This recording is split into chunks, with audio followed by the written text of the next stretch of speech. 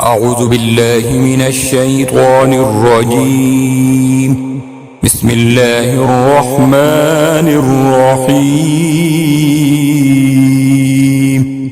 سيقول السفهاء من الناس ما ولاهم عن قبلتهم التي كانوا عليها قل لله المشرق والمغرب يهدي من يشاء إلى صراط مستقيم. وكذلك جعلناكم أمة وسطا لتكونوا شهداء على الناس ويكون الرسول عليكم شهيدا. وما جعلنا القبلة التي كنت عليها إلا لنعلم من يتبع الرسول ممن ينقلب على عقبيه. وإن كانت لكبيرة إلا على الذين هدى الله وما كان الله ليضيع إيمانكم إن الله بالناس لرؤوف رحيم. قد نرى تقلب وجهك في السماء فلنولينك قبلة ترضاها فول وجهك شطر المسجد الحرام وحيث ما كنتم فولوا وجوهكم شطره وإن الذين أوتوا الكتاب ليعلمون أنه الحق من ربهم وما الله بغافل عما يعملون. ولئن أتيت الذين أوتوا الكتاب بكل آية ما تبعوا قبلتك وما أنت بتابع قبلتهم وما بعضهم بتابع قبلة بعض. ولئن اتبعت أهواءهم من بعد ما جاءك من العلم إنك إذا لمن الظالمين. الذين آتيناهم الكتاب يعرفونه كما يعرفون أبناءهم وإن فريقا منهم ليكتمون الحق وهم يعلمون. الحق من ربك فلا تكونن من الممترين. ولكل وجهة هو موليها فاستبقوا الخيرات أينما تكونوا يأت بكم الله جميعا إن الله على كل شيء قدير. ومن حيث خرجت فول وجهك شطر المسجد الحرام وإنه للحق من ربك وما الله بغافل عما تعملون. ومن حيث خرجت فول وجهك شطر المسجد الحرام وحيث ما كنتم فولوا وجوهكم شطره لئلا يكون للناس عليكم حجة إلا الذين ظلموا منهم فلا تخشوهم واخشوني ولأتم نعمتي عليكم ولعلكم تهتدون. كما أرسلنا فيكم رسولا منكم يتلو عليكم آياتنا ويزكيكم ويعلمكم الكتاب والحكمة ويعلمكم ما لم تكونوا تعلمون. فاذكروني أذكركم واشكروا لي ولا تكفرون. يا أيها الذين آمنوا استعينوا بالصبر والصلاة إن الله مع الصابرين. ولا تقولوا لمن يقتل في سبيل الله أموات بل أحياء ولكن لا تشعرون. ولنبلونكم بشيء من الخوف والجوع ونقص من الأموال والأنفس والثمرات وبشر الصابرين الذين إذا أصابتهم مصيبة قالوا إنا لله وإنا إليه راجعون. أولئك عليهم صلوات من ربهم ورحمة وأولئك هم المهتدون. إن الصفا والمروة من شعائر الله فمن حج البيت أو اعتمر فلا جناح عليه أن يطوف بهما ومن تطوع خيرا فإن الله شاكر عليم. إن الذين يكتمون ما أنزلنا من البينات والهدى من بعد ما بيناه للناس في الكتاب أولئك يلعنهم الله ويلعنهم اللاعنون إلا الذين تابوا وأصلحوا وبينوا فأولئك أتوب عليهم وأنا التواب الرحيم. إن الذين كفروا وماتوا وهم كفار أولئك عليهم لعنة الله والملائكة والناس أجمعين خالدين فيها لا يخفف عنهم العذاب ولا هم ينظرون. وإلهكم إله واحد لا إله إلا هو الرحمن الرحيم. إن في خلق السماوات والأرض واختلاف الليل والنهار والفلك التي تجري في البحر بما ينفع الناس وما أنزل الله من السماء من ماء فأحيا به الأرض بعد موتها وبث فيها من كل دابة وتصريف الرياح والسحاب المسخر بين السماء والأرض لآيات لقوم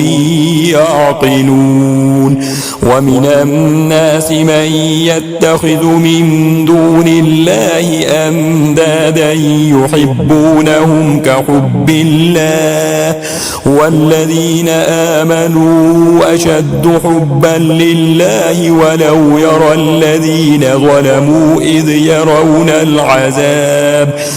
يرون العذاب أن القوة لله جميعا وأن الله شديد العذاب. إذ تبرأ الذين اتبعوا من الذين اتبعوا ورأوا العذاب وتقطعت بهم الأسباب. وقال الذين اتبعوا لو أن لنا كرة فنتبرأ منهم كما تبرأوا منا كذلك يريهم الله أعمالهم حسرات عليهم وما هم بخارجين من النار. يا أيها الناس كلوا مما في الأرض حلالا طيبا ولا تتبعوا خطوات الشيطان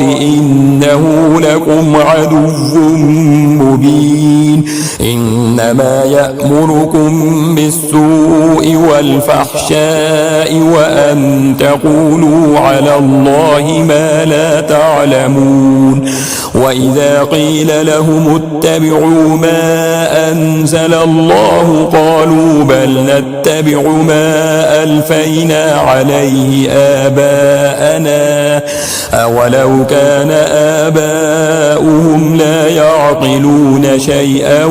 ولا يهتدون. ومثل الذين كفروا كمثل الذي ينعق بما لا يسمع إلا دعاء ونداء صم بكم عمي فهم لا يعقلون. يا أيها الذين آمنوا كلوا من طيبات ما رزقناكم واشكروا لله إن كنتم إياه تعبدون. إنما حرم عليكم الميتة والدم ولحم الخنزير وما أهل به لغير الله فمن اضطر غير باغ ولا عاد فلا إثم عليه إن الله غفور رحيم. إن الذين يكتمون ما أنزل الله من الكتاب ويشترون به ثمنا قليلا أولئك ما يأكلون في بطونهم إلا النار ولا يكلمهم الله يوم القيامة ولا يزكيهم ولهم عذاب أليم. أولئك الذين اشتروا الضلالة بالهدى والعذاب بالمغفرة فما أصبرهم على النار. ذلك بأن الله نزل الكتاب بالحق وإن الذين اختلفوا في الكتاب لفي شقاق بعيد. ليس البر أن تولوا وجوهكم قبل المشرق والمغرب ولكن البر من آمن بالله واليوم الآخر والملائكة والكتاب والنبيين وآتى المال على حبه ذوي القربى واليتامى والمساكين وابن السبيل والسائلين وفي الرقاب وأقام الصلاة وآتى الزكاة والموفون بعهدهم إذا عاهدوا والصابرين في البأساء والضراء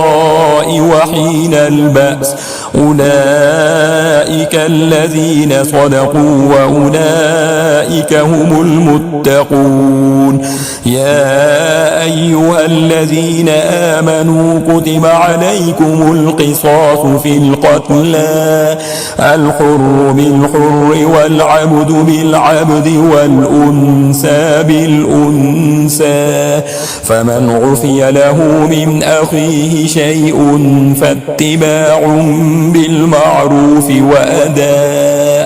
وأداء إليه بإحسان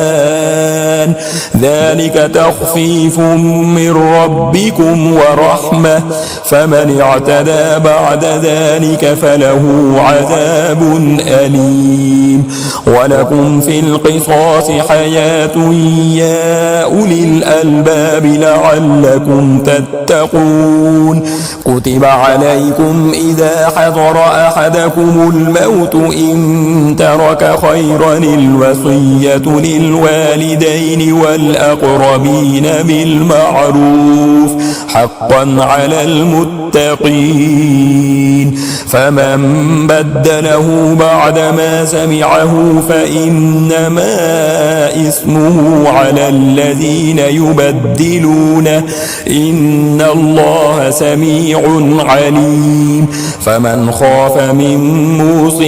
جنفا أو إثما فأصلح بينهم فلا إثم عليه إن الله غفور رحيم يا أيها الذين آمنوا كتب عليكم الصيام كما كتب على الذين من قبلكم لعلكم تتقون أياما معدودات فمن كان منكم مريضا أو على سفر فعدة من أيام أخر وعلى الذين يطيقونه فدية طعام مسكين فمن تطوع خيرا فهو خير له وأن تصوموا خير لكم إن كنتم تعلمون شهر رمضان الذي أنزل فيه القرآن هدى للناس وبينات من الهدى والفرقان فمن شهد منكم الشهر فليصم ومن كان مريضا أو على سفر فعدة من أيام أخر يريد الله بكم اليسر ولا يريد بكم العسر ولتكملوا العدة ولتكبروا الله على ما هداكم ولعلكم تشكرون وإذا سألك عبادي عني فإني قريب أجيب دعوة الداع إذا دعاني فليستجيبوا لي وليؤمنوا بي لعلهم يرشدون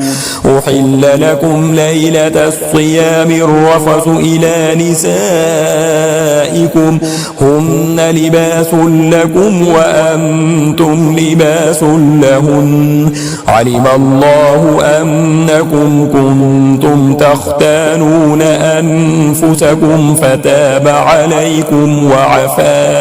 وعفى عنكم فالآن باشروهن وابتغوا ما كتب الله لكم وكلوا واشربوا حتى يتبين لكم الخيط الأبيض من الخيط الأسود من الفجر ثم أتموا الصيام إلى الليل ولا تباشروهن وأنتم عاكفون في المساجد تلك حدود الله فلا تقربوها كذلك يبين الله آياته للناس لعلهم يتقون ولا تأكلوا أموالكم بينكم بالباطل وتدلوا بها إلى الحكام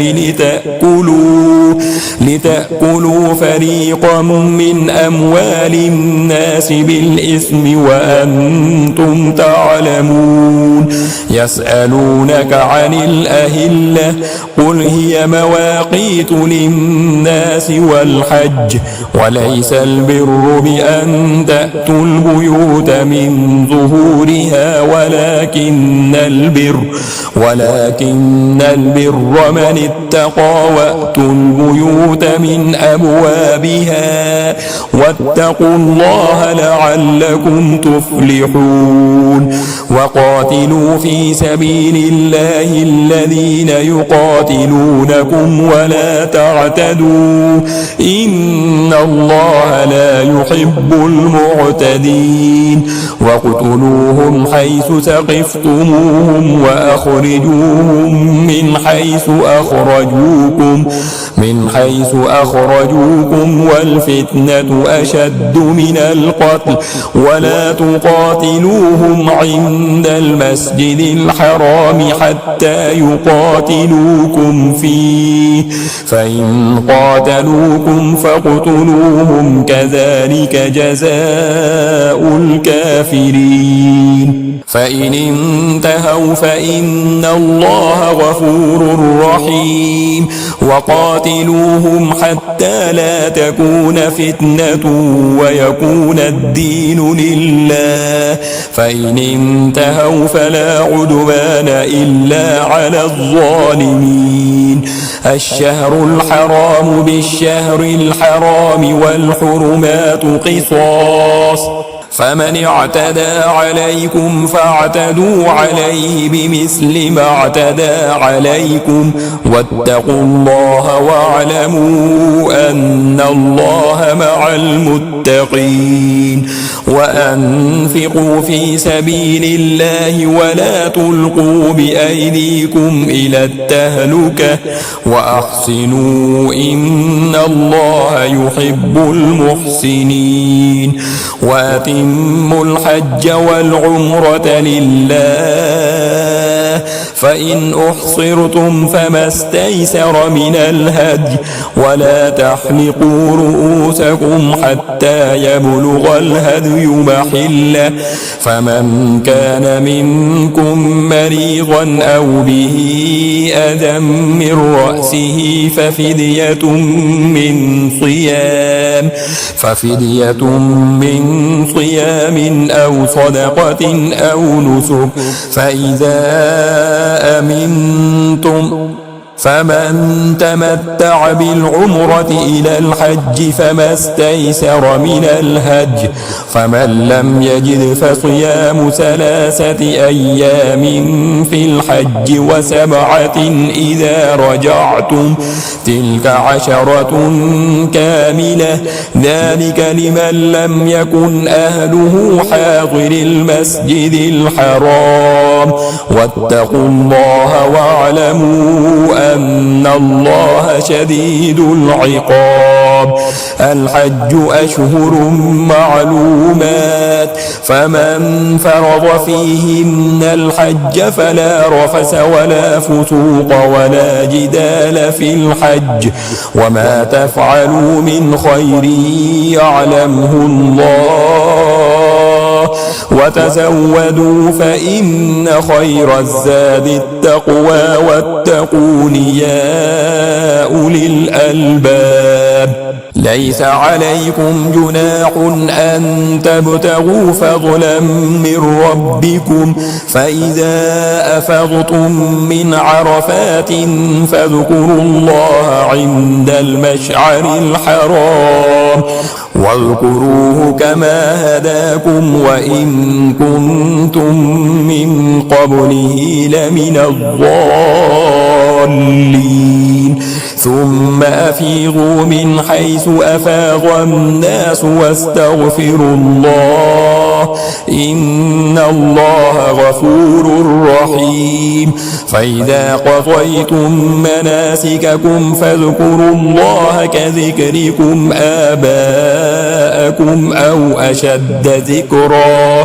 فمن الناس من يقول ربنا آتنا في الدنيا وما له في الآخرة من خلاق ومنهم من يقول ربنا آتنا في الدنيا حسنة وفي الآخرة حسنة وقنا عذاب النار أولئك لهم نصيب مما كسبوا والله سريع الحساب واذكروا الله في أيام معدودات فمن تعجل في يومين فلا إثم عليه ومن تأخر فلا إثم عليه لمن اتقى واتقوا الله واعلموا أنكم إليه تحشرون. ومن الناس من يعجبك قوله في الحياة الدنيا ويشهد الله على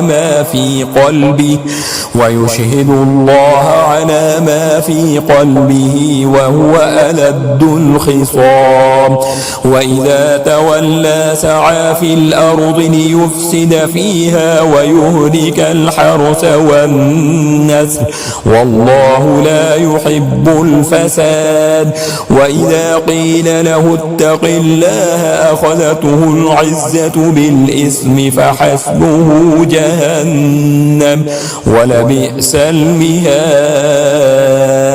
ومن الناس من يشري نفسه ابتغاء مرضات الله والله رؤوف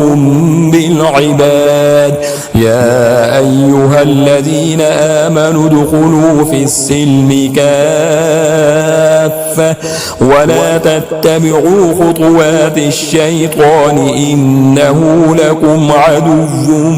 مبين. فإن زللتم من بعد ما جاءتكم البينات فاعلموا أن الله عزيز حكيم. هل ينظرون إلا أن يأتيهم الله في ظلل من الغمام والملائكة وقضي الأمر وإلى الله ترجع الأمور. سل بني إسرائيل كم آتيناهم من آية بينة ومن يبدل نعمة الله من بعد ما جاءته فإن الله شديد العقاب.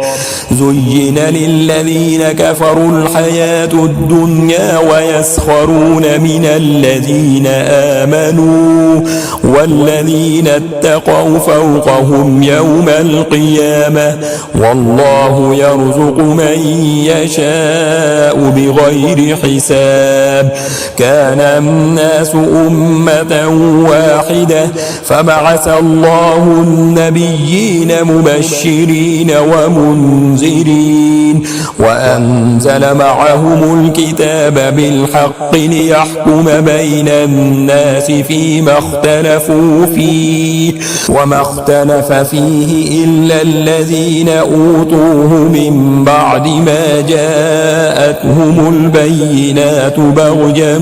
بينهم فهدى الله الذين آمنوا لما اختلفوا فيه من الحق بإذنه والله يهدي من يشاء إلى صراط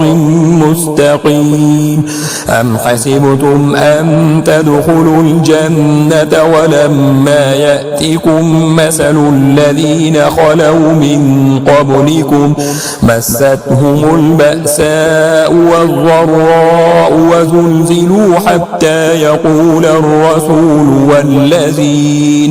والذين آمنوا معه متى نصر الله ألا إن نصر الله قريب. يسألونك ماذا ينفقون قل ما أنفقتم من خير فللوالدين والأقربين واليتامى والمساكين وابن السبيل وما تفعلوا من خير فإن الله به عليم. كتب عليكم القتال وهو كره لكم وعسى أن تكرهوا شيئا وهو خير لكم وعسى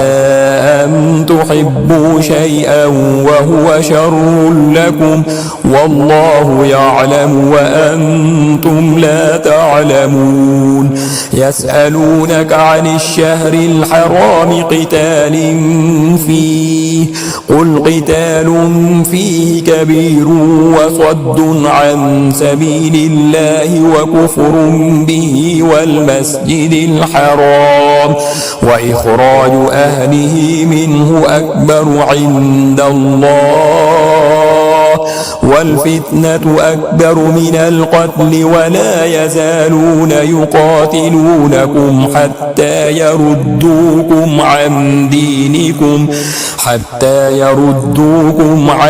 دينكم إن استطاعوا ومن يرتد منكم عن دينه فيمت وهو كافر فأولئك حبطت أعمالهم في الدنيا والآخرة وأولئك أصحاب النار هم فيها خالدون إن الذين آمنوا والذين هاجروا وجاهدوا في سبيل الله أولئك يرجون رحمة الله والله غفور رحيم يسألونك عن الخمر والميسر قل فيهما إثم كبير ومنافع للناس وإثمهما أكبر من نفعهما ويسألونك ماذا ينفقون قل العفو كذلك يبين الله لكم الآيات لعلكم تتفكرون في الدنيا والآخرة ويسألونك عن اليتامى قل إصلاح لهم خير وإن تخالطوهم فإخوانكم والله يعلم المفسد من المصلح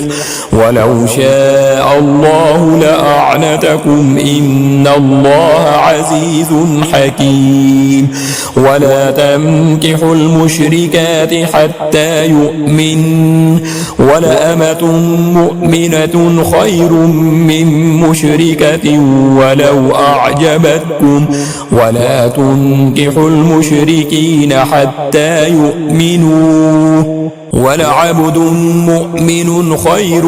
من مشرك ولو أعجبكم أولئك يدعون إلى النار والله يدعو إلى الجنة والمغفرة بإذنه ويبين آياته للناس لعلهم يتذكرون ويسألونك عن المحيض قل هو أذى فاعتزلوا النساء في المحيض ولا تقربوهن حتى يطهرن فإذا تطهرن فأتوهن من حيث أمركم الله إن الله يحب التوابين ويحب المتطهرين نساؤكم حرث لكم فأتوا حرثكم أنى شئتم وقدموا لأنفسكم واتقوا الله واعلموا أنكم ملاقوه وبشر المؤمنين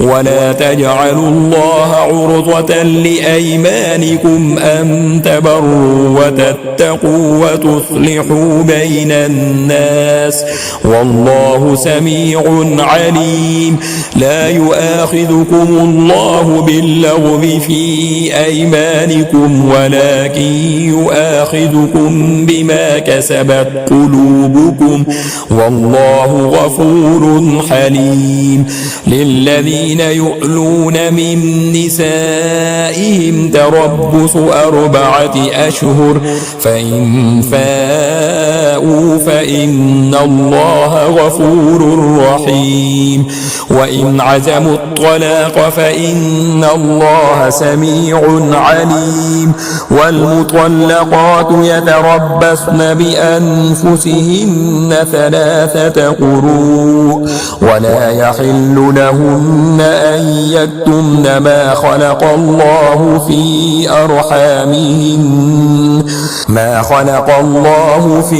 أرحامهن إن كن يؤمن بالله واليوم الآخر وبعولتهن أحق بردهن في ذلك إن أرادوا إصلاحا ولهن مثل الذي عليهن بالمعروف وللرجال عليهن درجة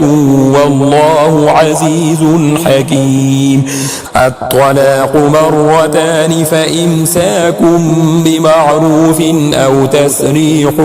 بإحسان ولا يحل لكم أن تأخذوا مما آتيتموهن شيئا إلا أن يخافا ألا يقيما حدود الله فإن خفتم ألا يقيما حدود الله فلا جناح عليهما فيما افتدت به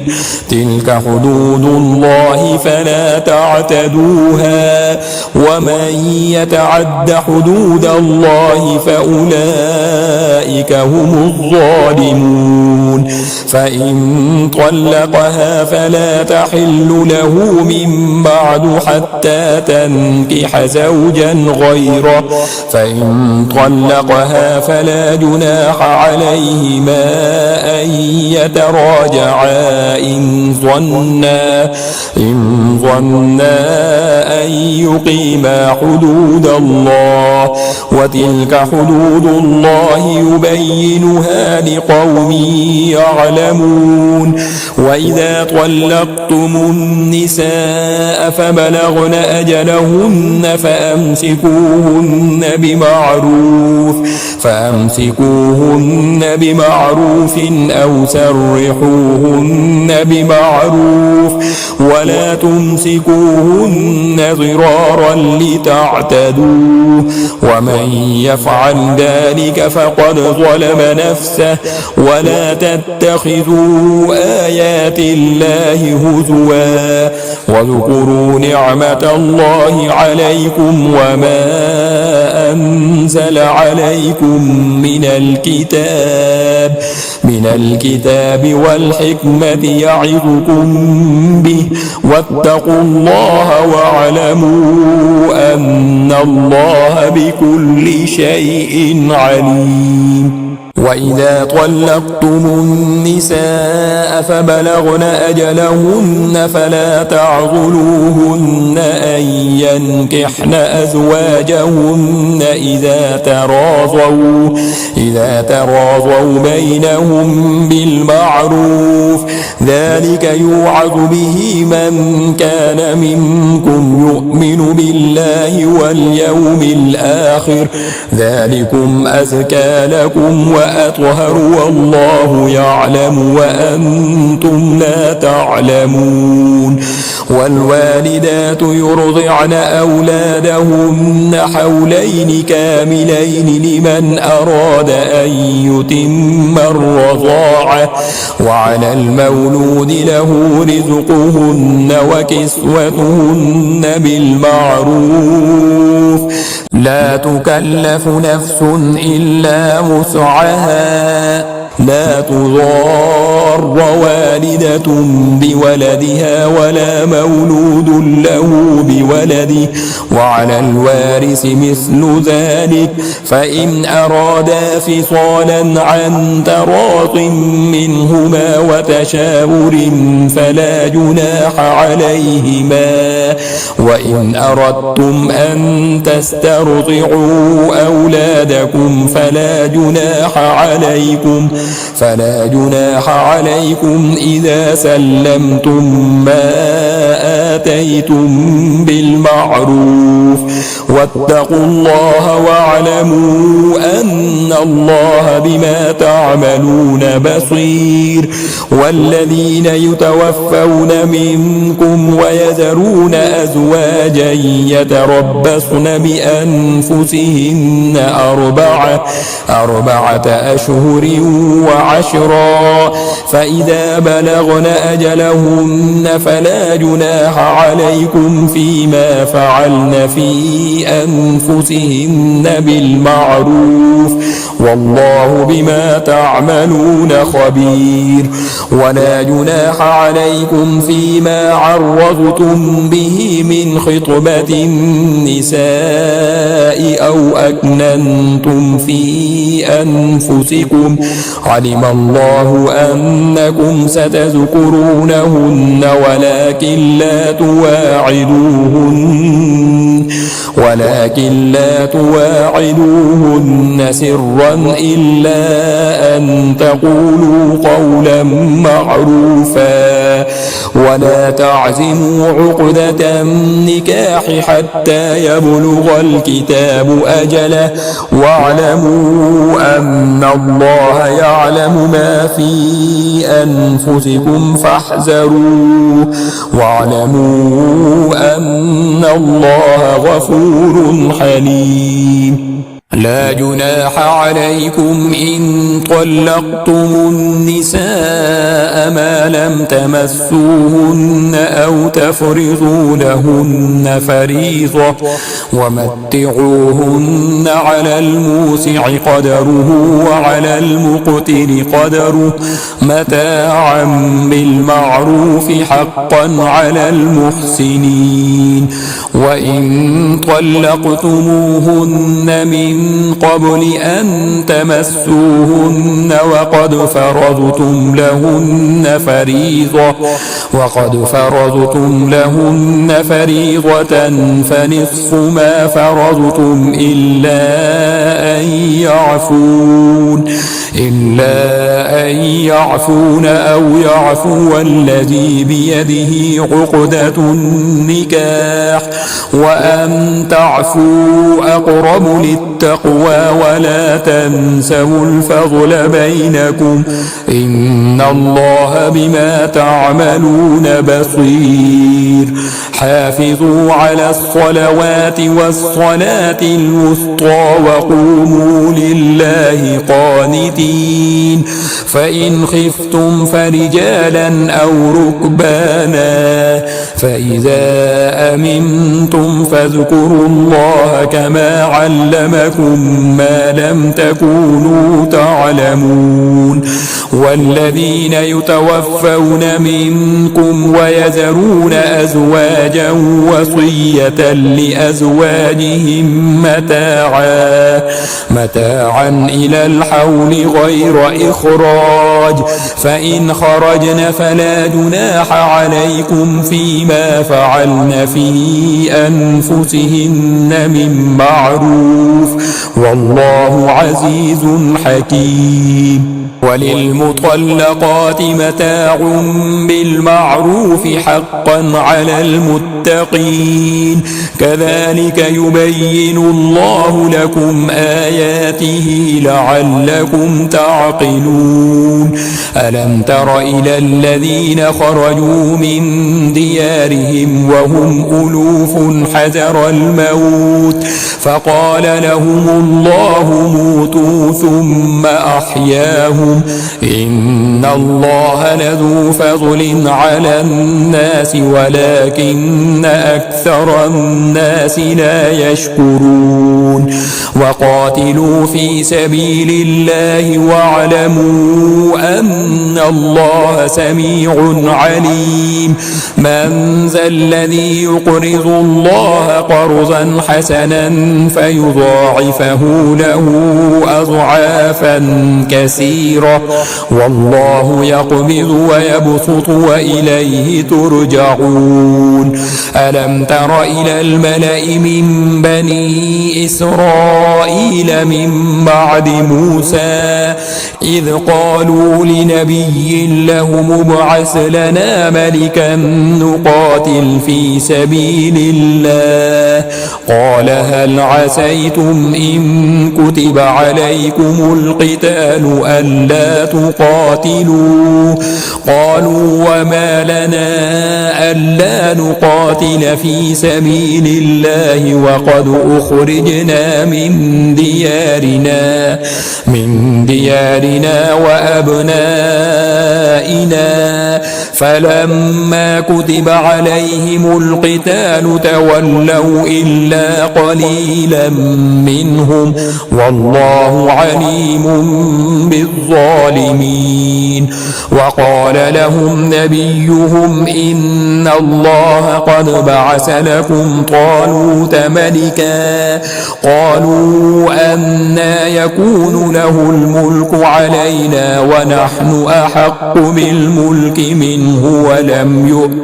ولم يؤت سعة من المال قال إن الله اصطفاه عليكم وزاده بسطة في العلم والجسم والله يؤتي ملكه من يشاء والله واسع عليم وقال لهم نبيهم إن آية ملكه أن يأتيكم التابوت فيه سكينة من ربكم وبقية مما ترك آل موسى وآل هارون تحمله الملائكة إن في ذلك لآية لكم إن كنتم مؤمنين فلما فصل طالوت بالجنود قال إن الله مبتليكم بنهر فمن شرب منه فليس مني ومن لم يطعمه فإنه مني إلا من اغترف غرفة بيده فشربوا منه إلا قليلا منهم فلما جاوزه هو والذين آمنوا معه قالوا لا طاقة لنا اليوم بجالوت وجنوده قال الذين يظنون أنهم ملاقوا الله كم من فئة قليلة غلبت فئة كثيرة بإذن الله والله مع الصابرين ولما برزوا لجالوت وجنوده قالوا ربنا أفرغ علينا صبرا وثبت أقدامنا وانصرنا على القوم الكافرين فهزموهم بإذن الله وقتل داود جالوت وآتاه الله الملك والحكمة وعلمه مما يشاء ولولا دفع الله الناس بعضهم ببعض لفسدت الأرض ولكن الله ذو فضل على العالمين تلك آيات الله نتلوها عليك بالحق وإنك لمن المرسلين